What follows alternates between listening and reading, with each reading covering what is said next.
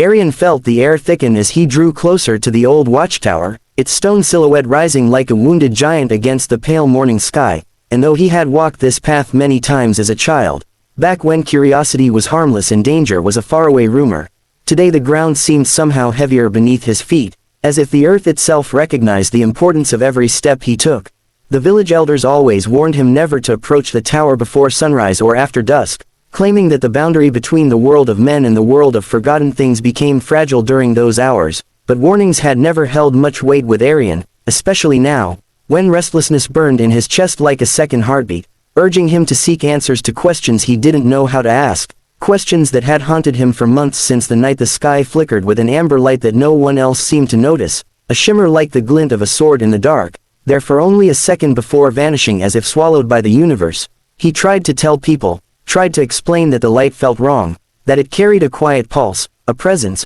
but all he received was polite dismissal, a pat on the shoulder, and the suggestion that he had simply been tired, or dreaming, or letting the cold night air play tricks on him, until eventually he said nothing more and carried the secret alone, though the memory of that flickering light followed him everywhere, into his sleep, into his waking hours, into the spaces between thoughts, like a whisper begging him to pay attention, and so he returned to the only place that seemed connected to it. The watchtower, the relic from an age when heroes once guarded the horizon and the sky was believed to be alive. The wind picked up as he approached, carrying with it the faint scent of iron and wet stone, and as he reached the base of the tower, he placed his hand on the cold walls, feeling the rough surface beneath his fingertips, imagining the hands that had touched it centuries before, soldiers, wanderers, sentinels who stared into the unknown night after night. For a moment he closed his eyes and let the stillness settle, but the stillness did not stay still, it trembled, like a heartbeat trapped within the stones, and Arien snapped his eyes open, stepping back as a soft but unmistakable hum vibrated through the ground, faint yet deliberate,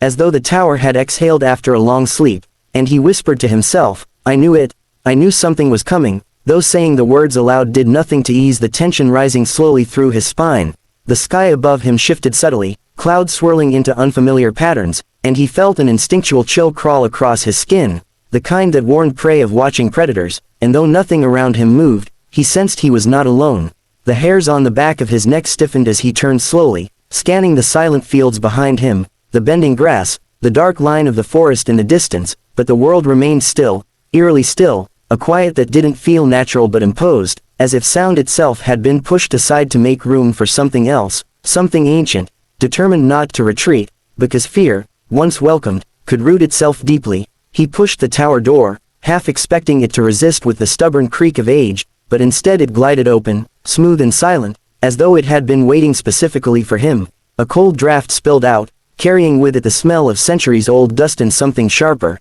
something metallic, and for a heartbeat he hesitated, wondering if he was making a mistake, but the strange hum rose again from deep within the tower's belly, calling him forward like a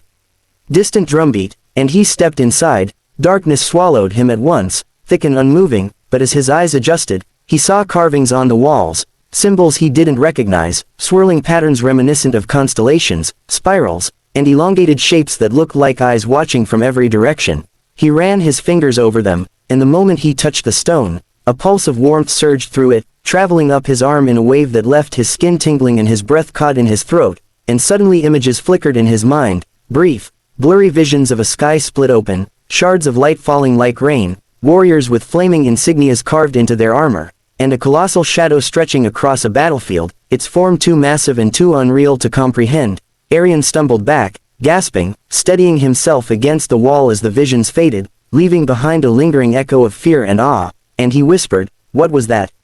Though he knew no answer would come, gathering his resolve, he climbed the spiraling steps, each footstep echoing faintly as though the tower were listening, and the higher he climbed, the stronger the hum grew, vibrating through the stones until it almost felt like a melody, a strange, mournful song that tugged at something deep within his chest, something old and forgotten. When he finally reached the top, the morning light had shifted into a strange, coppery glow, and there, at the center of the tower's roof, lay an object he had never seen before, a smooth, orb-like crystal the size of his fist, emitting a dim amber glow that pulsed slowly like a heartbeat. Arien approached cautiously, feeling the warmth radiating from it, and as he knelt beside it, the hum of the tower fell silent, replaced by a single, powerful thrum that echoed inside his bones. He reached out, hesitating only for a fraction of a second, then touched the crystal, and the world exploded into light, blinding, searing, all-consuming, and he felt himself falling, not downward but inward, into a place between moments, a place outside time, where a voice, strong, ancient, broken, whispered his name as though it had been waiting centuries to speak it, and the voice said, "The sky remembers you, even if you do not." Arien jolted awake with a sharp gasp, though he wasn't sure if he had truly been asleep or if consciousness had simply snapped back into place after being flung into that impossible storm of light, and as he blinked his eyes open, he found himself lying not atop the watchtower, but in the middle of a vast, barren stretch of land that he didn't recognize, an expanse of cracked, scorched earth stretching endlessly in all directions beneath a sky that glowed with an eerie reddish hue, as though dawn and dusk were fighting for dominance and neither could win. The air tasted metallic, heavy with the scent of distant lightning, and the wind carried a hollow whistle that reminded him of someone breathing slowly, deliberately, as though the world itself were alive and aware of his presence. Struggling to his feet, he spun around, searching for anything familiar, the tower, the village, the hills he had known since childhood, but everything was gone, swallowed by a horizon that flickered with strange currents of light, shimmering like heat waves yet too precise, too intentional to be anything natural, and as he steadied himself, he whispered, "Where am I?"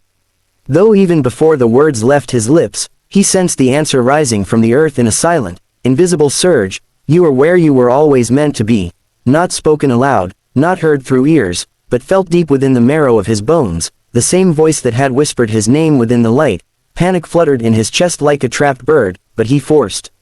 himself to breathe, to focus on the strange marks scattered across the ground, symbols carved into the earth itself, glowing faintly with that same amber hue as the crystal he had touched, swirling shapes that pulsed in a rhythm that almost matched his heartbeat, and when he knelt to touch one, the earth trembled faintly, releasing a whisper of warmth that traveled up his arm, softer this time, guiding rather than overwhelming, and with it came a brief vision, a memory not his own, of warriors standing where he now knelt, their cloaks whipping violently in a storm of swirling energy as they faced the sky with defiant eyes, and above them hovered a colossal tear in the heavens, a wound spilling light and shadow in equal measure. Shaken, Arien stood quickly and stumbled backward, but before fear could fully take hold, the ground rumbled again, this time stronger, deeper, and a dark line appeared across the horizon, slowly rising like the back of some enormous creature surfacing from below, and Arien narrowed his eyes, heart pounding, as the shape grew and took form. Not a creature, but a structure, a towering fortress of obsidian stone carved with the same glowing amber symbols, floating several feet above the ground,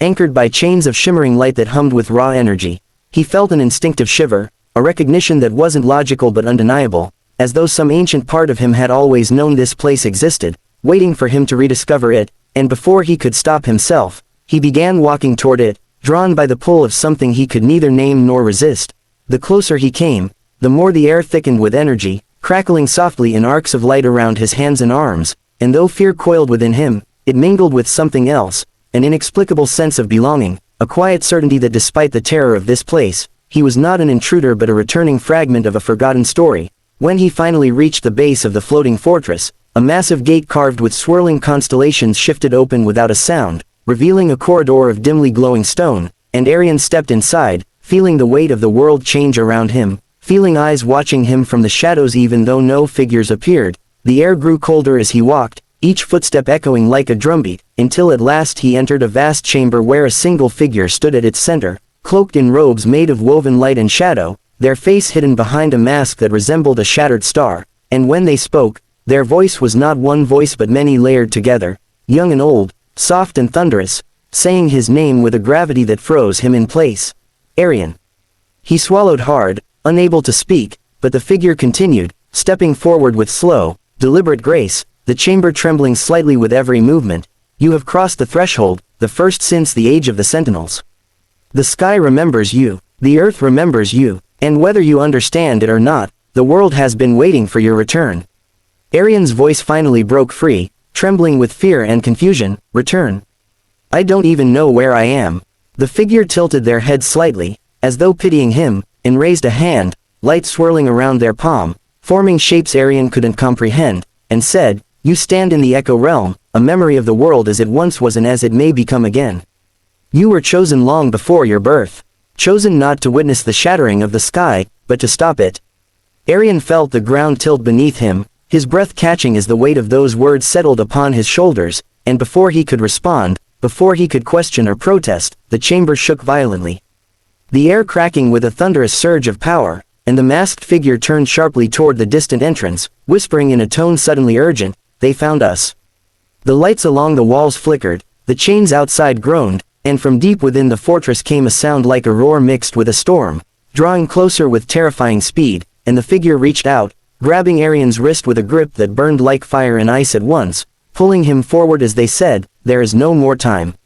The sky is breaking again. And you, Arien, must decide whether you will run from destiny, or meet it head on."